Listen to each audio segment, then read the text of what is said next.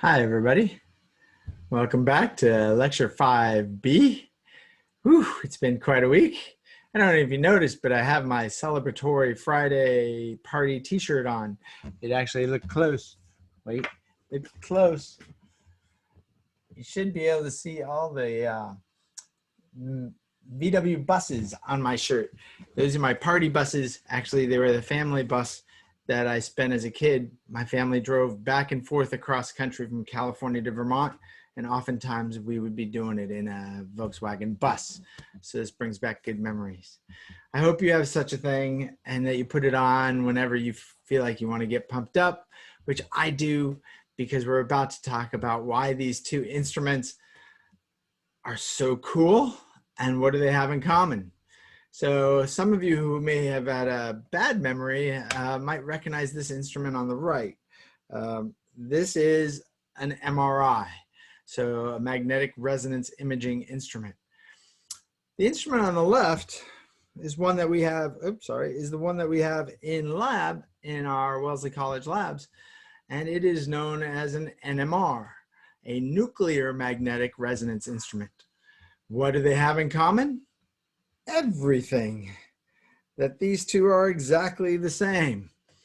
And it was just the fact that when they developed the nuclear magnetic resonance instrument and then saw that they could actually use it to help analyze torn ligaments and things and put people inside of it, the last thing they thought was, well, people might not be comfortable putting themselves in something called nuclear. So they changed the name to MRI. But they work on the same basic premise. They are looking at the nucleus of various atoms, and that's how they work. So we'll look at a bit at those today. Okay? Cool.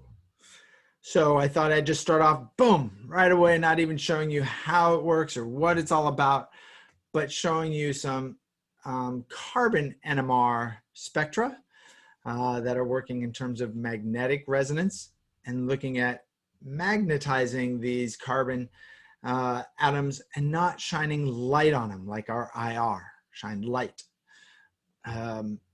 So this instrument does not shine light on our organic compounds, but actually puts them into magnetic fields, which we'll talk about in a second. Notice though that the peaks that are being displayed for these three cool compounds again produce spectra that are completely unique to each compound, and therefore just like IR, carbon NMR can be used to help identify compounds based on the uniqueness of them. And it is looking at the different carbons in these molecules, and I'm going to use the word different a lot today. You're going to hear different to the point where you're going to be like, ooh, even at 2 times speed, I'm tired of hearing Nick say different all the time. Different's going to be a big word today. But if you look closely, notice that that top spectra, I just labeled 8 peaks, and different from IR, carbon NMR peaks that go up, okay? And therefore, this caffeine molecule shows 8 different carbons in its structure, and if you count them closely, there are also 8 total carbons in caffeine. That doesn't always match the total plus the different. Again, keep that in mind. So now let's dive in a little bit and see how these peaks are being generated in a very brief overview of how the carbon NMR works and what does the actual NMR instrument do for us. So it doesn't only look at carbons, but it also looks at the nuclei of several different species. But notice all of these isotopic species that this NMR instrument can see, again, can see, have odd masses. So they all have isotopes that are odd in mass. And so most of carbon is carbon 12, but there is a little carbon 13 and a lot of H1 out there in the world, but it's these odd massed isotopic atoms that our NMR instrument can look at. And if you want an in-depth story of why it's looking at the odd masses, please ask me in our study groups or in an appointment that you can make for me for office hours at any time. Okay, but we're going to look mostly at the carbon-13 data. Hydrogen or proton NMR data, you're going to look in Chem 212. You're going to dive into it and spend almost an entire first month of Chem 212, because that's such a cool second semester orgo course, learning more about the NMR instrument in more detail and also learning about proton NMR. But for us, whoa, we're just going to have a little dabble into carbon NMR because it is an awesome tool to help us determine organic structures. And I want to show you how to play with it now. I couldn't wait till Chem 212. So, never treating this instrument like a black box, similar to the IR. I'd like to show you a little bit about how it works, or what, and I do mean a little bit about how it works. So this is the actual schematic of it. And again, there's the picture of our actual 500 megahertz NMR instrument that is located on the second floor of our Science Center labs. And when we get back into our labs, you are more than welcome to come learn how to run a sample on this instrument and see how to actually produce a carbon NMR or even a proton NMR. Again, it's really different. It's not using light. What we do is we dissolve our sample, our organic unknown compound, in a very little bit of solvent and put it in these little skinny tubes that are placed inside this NMR instrument and placed inside a very powerful superconducting magnet. And then to make sure it's a homogeneous environment, we spin the tube. Now, if you've ever stuck yourself in that MRI instrument, notice when you get into the MRI, if you've never been in it, let me just tell you, they don't spin you in the actual MRI. What they do is they spin the magnet. That big, huge donut around is what's spinning to create a homogeneous field, as opposed to spinning you. Okay, so our instrument can spin the sample, leaving the magnet still. Just a little difference there, kind of an important one. Okay, so if you want to get, again, more details about how the inner workings of this instrument play out, here's a great Khan Academy video about that. Feel free to go dabble, because I never want anything to be magic. So why does our carbon-13 love being in a magnet? Why is NMR looking at this carbon-13 isotope and able to see it? Okay, let's go take a brief look. And when I mean brief, I mean I'm going very brief up there into physics land. Okay, very brief. Just so, again, it might make more sense to you and is not treating this instrument like a black box. Don't like that either. Okay, so let's dabble. As you already saw, it only can see odd mass numbered isotopes for various nuclei. This is because these odd mass isotopes create what's called a nuclear spin. And it's not necessarily a spin like we would imagine, like a top, but it is easiest to kind of visualize it in that sense. Again, physics land will talk about what a spin really is. For us, I don't mind talking about it as if it was a spin, because when you spin a charged nucleus that has an odd mass number, then that charged nucleus in physics land, right-hand rule, will create a magnetic field. So spinning a charge creates its own magnetic field. And therefore, in doing so, spinning that charge, then it creates our nuclei turn into these little bar magnets that have a north and south pole to them. So that's kind of cool for all these nuclei. They all are essentially little bar magnets, north and south poles. And so we can stick these little nuclei with north and south poles into our very strong magnetic superconducting field in our NMR instrument and play with them. And this kind of makes sense, hopefully, to you if you've ever played with magnets and tried to take two magnets, and sometimes they stick together very, very well. And when they stick together very, very well, that's when you've matched the north and south ends of the two magnets, or the south and north ends of the two magnets. They attract each other.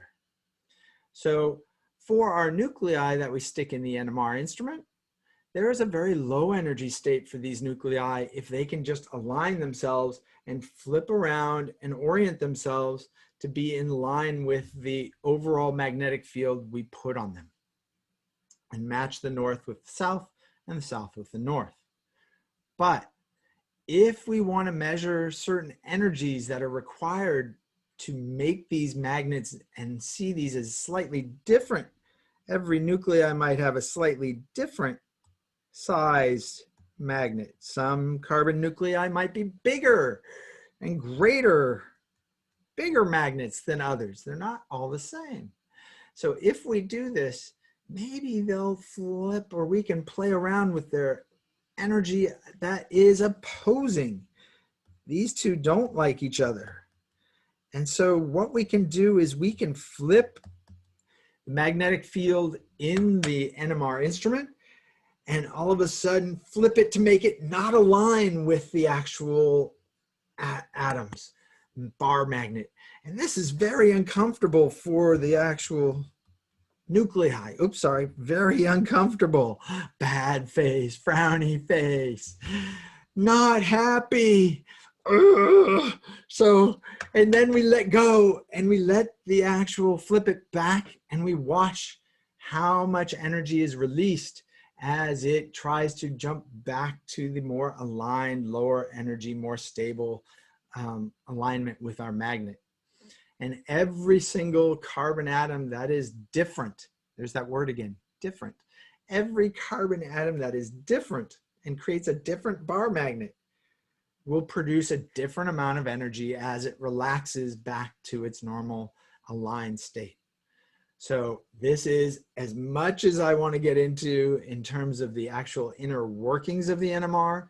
It's a very, very brief overview of what's going on in the NMR. Please feel free to ask me more details about it if you're curious, but also feel free to take Chem 212. They'll talk about it in more detail as well. Okay, so hopefully this just gives you a sense that it's not a light experiencing thing like our IR, absorbing light, but really every little carbon nuclei is created in our experience as some little bar magnet that we can throw in a magnetic field and play around with. Cool. Do all carbons require the same energy to make them flip? Notice I even wrote all over this that if all the carbons were the same, life would be boring. But they're not the same. So big no here. This is the kind of moral to this story. Big no. No, no, no, no, no. Lots of carbons could be different. And the way we tell them as being different is if they react differently. Maybe if they have different functional group names for their carbons, that means they're a different type of carbon. Okay? And this is the powerful tool we can use in carbon NMR, that not every carbon is the same. They're different. But sometimes they are the same. So what happens in our NMR instrument, if I stick in a compound that has chemically equivalent carbons, meaning they all react chemically the same, there's no difference in dipole or charge, they are chemically the same, then they will all flip and cause it to give the same amount of energy and produce only one signal in our actual carbon NMR spectrum. So this is an example of such a beast. Notice, and I put it in a model so that you can do the same. Notice if you build cyclohexane, now all the CH2s on there, there is no way for you to tell me the difference between these.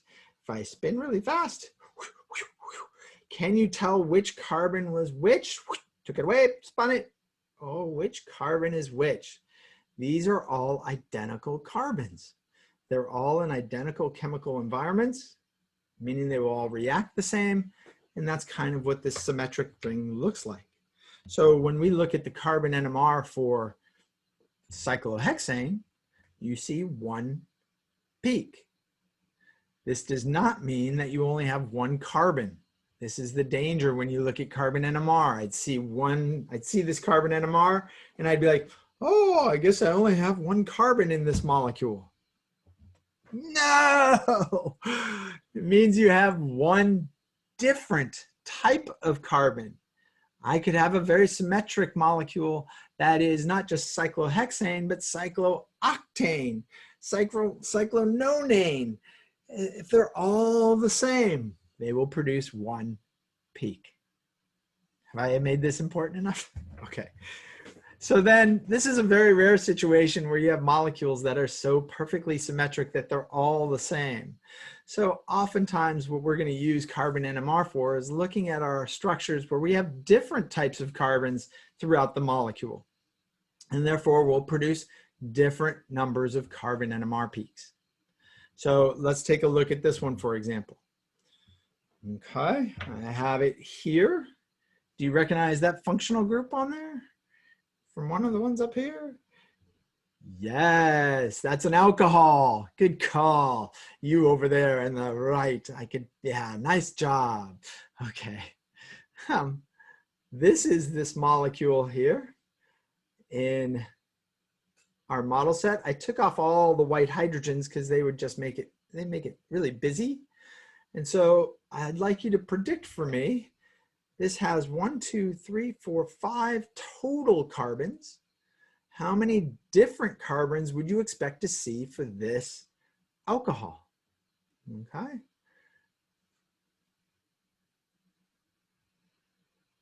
Cool. You got an answer? Let's see what the story is. This is the carbon NMR for this molecule. Notice it only shows 3 peaks. Don't worry about the height, not a big deal. 3 different carbons are in this molecule, even though it has 5 total. So it seems to be showing here that all of these on these methyls, these are all identically showing up at 25.8 on our actual carbon NMR. So keep in mind, I love models because they help accentuate that idea. So here's my structure with the O being the oxygen. This CH2 is unique. It's the only one attached to an oxygen. And this CH2 is making this carbon, the center carbon, unique because it's the only carbon that's attached to 3 methyls. So it's got to be different. But then look at these 3 methyls. Can you really tell them apart? Remember, single bonds can rotate. So if I spin it around, move it out of screen, spin it around, can you tell me which methyl was which? No, and neither can the carbon NMR. All 3 methyls look identical to carbon NMR. They will all react chemically the same. They are not chemically different. They're chemically equivalent, and they show up as 1 peak. And that's how 5 total carbons ends up producing a carbon NMR with only 3 different peaks. What's the big deal now? So the big deal is this, that this molecule I'm showing now is actually a structural isomer of this alcohol that I have in my hand. Basically, it's the same molecule, except instead of all the methyls being on one end, I take them apart, take a few hydrogens off, replace them, put all the hydrogens back on, and make it this long chain. If you look at it and you look at its formula, you will notice that these 2 alcohols have the exact same molecular formula. So what do we call molecules that have the same formula? It's already here, sorry, punchline has been blown. These are structural isomers of one another. And how many different carbons would this structural isomer show in its carbon NMR? Take a second, pause, think about it. How many are different, chemically equivalent, chemically not equivalent, chemically different, behave different? The answer is, drum roll, all of them, all of these carbons are different from one another. The easiest way to understand that is, even though this is a CH2, CH2, CH2, CH2, even though those are all CH2s, they are all different distances from this OH. How can this CH2 right attached to the OH be the same as, say, this CH2, which is a couple CH2s away from the OH? And all of them are different distances from the OH, and therefore they will all behave chemically different. And therefore this structural isomer would show 5 peaks in its carbon NMR. And now you have the value of carbon NMR. Carbon NMR, as I'll show you in a second, is not necessarily like IR, where you get functional groups from it, although you can get a little. Its main worth is that once you've narrowed it down to a possible formula that could have multiple structural isomers, carbon NMR will help you determine which isomer fits the best. So I kind of beat the punchline. It's coming up soon, but I couldn't help it because it's so cool. Okay, so punchline down below, different carbons, not total. I'll just keep harping that in. So even though this molecule has 5 carbons showing it, does it show 5 different carbon peaks in its carbon NMR? Pause, take a second. Okay, now, what did you answer? The correct answer is D. This is the answer. There are 4 different carbons in this actual molecule. Please come to class and ask questions about this. That's really, really good. You guys have been doing great on that in the study groups. So ask each other questions to get clarity, and then ask me as well. Okay? Segue a little bit. I already warned you that we're not going to really use carbon NMR to determine functional groups, different functional groups, but mostly structural isomers. But there is some information in here about where these carbon NMR peaks show up and which functional group would belong to where on the carbon NMR spectrum. A little bit. And I want to make sure we're clear about that. Why and how does it happen? Surrounding every carbon nuclei are the electron clouds that are in the bonds or the lone pairs, that there's always electron density around these carbon nuclei. And these electron clouds actually shield the nuclei from the actual superconducting magnet in the NMR instrument. The more they shield it, then the smaller the number is in carbon NMR. If I de-shield,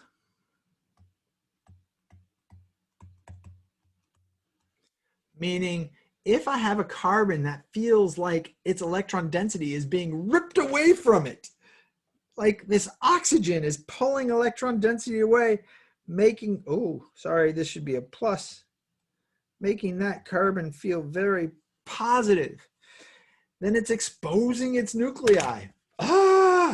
And the carbon NMR and the NMR instrument can see that nuclei even more than, say, the ones over here that don't have an oxygen ripping their electron clouds away from them.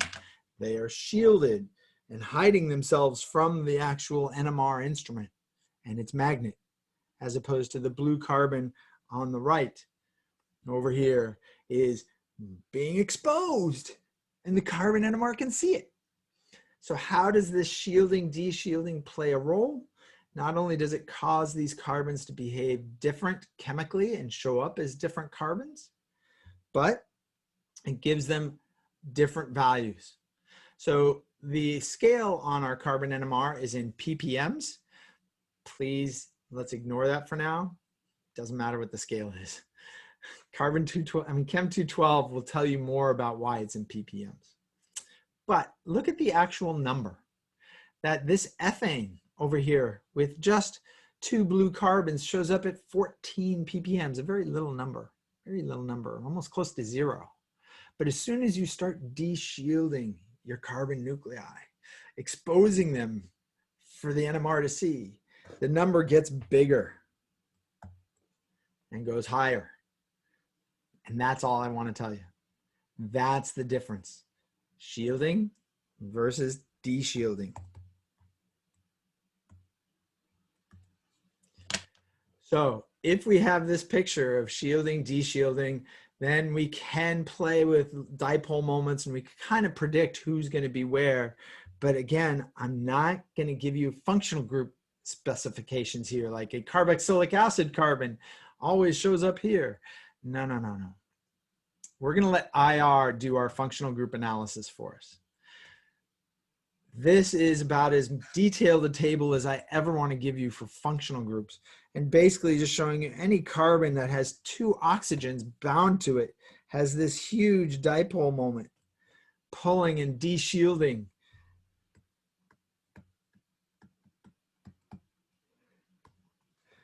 Way down, huge number, 200 ppms. Oh my God, I'm so exposed to the NMR with two oxygens attached to me. Okay, as opposed to, oh, this alkyl group, which is really just referring to a carbon that has, say, nothing but carbons surrounding it and is like sp3 hybridized and just no electronegative groups attached to it at all. Notice it has a very small number and it's very shielded. That's it. So generally, I've given you this table. I really only want you to recognize two areas: C double bond O's way at 200 and alkanes way up 60 and less. And that might help. Okay. So as I mentioned, the answer for carbon NMR is structural isomers, because Lecture 6 is going to talk about how you can find out this value, how you can find a molecular formula using another instrument from our lab that we're going to spend Lecture 6 on. And so at some point, you're going to be able to get this formula. Now, anytime you get a formula, I highly recommend you calculate its DU so that when you go to build possible structures for your molecules, for these unknown compounds, when given all this spectral data, you don't just try to build alkane chains everywhere, but C4H8, if you stick it in the DU formula, it comes out with a DU of 1. And that's why these two structures over here are possible structures for your unknown C4H8. Although there's one more, to tell you the truth. Cyclobutane also has a DU of 1. This is C4H8 as well. So really, I have at least 3 possible structural isomers that this formula could fit. How do I know which molecule actually is my unknown compound? Dun, dun, dun, carbon NMR to the rescue. All 3 of these have different numbers of carbons. They would show up in the carbon NMR. Okay? So come to class and let me know if you have questions about, wait, how do I know which one of these has, I got them to have the same number of carbons. But no, really, carbon NMR should be able to tell these 3 molecules apart. Very, very cool. There are 2 basic problems that you will see in Orgoland relating to this now identification of organic compounds and using spectral data like the IR spectra that is on the bottom here, over here, and the carbon NMR that's up there due to that ppm values. Here's one type of problem that you might see from me or anywhere in Orgoland. Which structure best fits the IR and carbon NMR shown below? Meaning we're going to give you a list of possible compounds, give you some spectral data, and ask you to find the compound that best fits. We don't mean it's all perfect, because lab data is never perfect. There's weirdness, like, oh my God, what's that little bump there in the IR? Ah! Okay, if you can't figure that out, it's okay. Maybe you don't need it. Maybe there's enough information, especially when you start ignoring this information below 1400 again. Don't go there. Do not go there. That's like the scary basement in a horror movie. Okay, don't go in the basement of below 1400.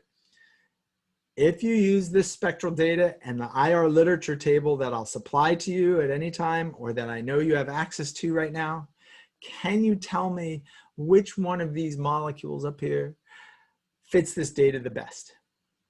Okay? Come to class with a possible answer, bounce it off your study group partners, see if they come up with the same answer, and if you get different answers and can't figure it out, definitely ask me. Here's the other type of problem you could be given. Notice you got another IR and another carbon NMR, but there's no list of possible compounds. So I've given you a formula. And from this formula, what's a possible structure? So what's a possible structure? It could be any structure that fits this formula. So what I recommend you do is you calculate the DU for C6H12.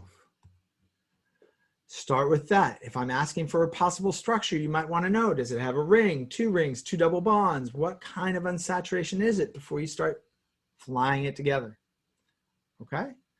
And when you write your final structure, understand for this compound, there could be more than one correct answer. There is definitely more than one correct answer possible for some of these compounds, some of these questions. Okay? So these are the two types of questions. Come to class with your possible answer for this. Woohoo!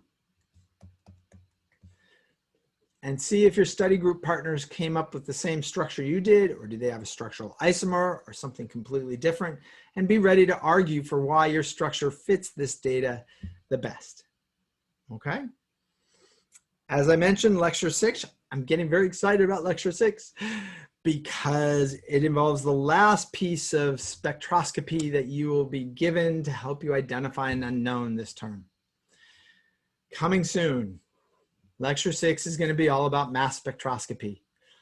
Again, this is something that's not going to involve light like IR or magnet like NMR, but the number one thing this is going to allow us to find out is the molecular weight of any unknown compound. Woohoo! And you know, you might think I'm the only one that's excited about this, but no. Definitely check out the section in the textbook about it, or any NCIS fans out there who watch TV at all? Probably not. But in NCIS, there used to be a character known as Abby. Abby was she was the science nerd in this show. And well, let me let Abby express her admiration for our GCMS, which is the abbreviation for our mass spec instrument. Jackpot. It's Major Mass Spec calling. Oh, I love this machine. She loves that machine. So I love that machine too. I love that instrument. And in lecture 6, we're going to talk about what that can do for you in so many ways to figure out your unknown compounds, which you'll be getting in lab 2. And throughout the course. All right. I hope to see you soon. Please email me any questions you have about any of this material. We're flying fast and furious. Whew. But that's what a tour of Orgo Land's all about. I'm your tour guide. See you soon. Bye.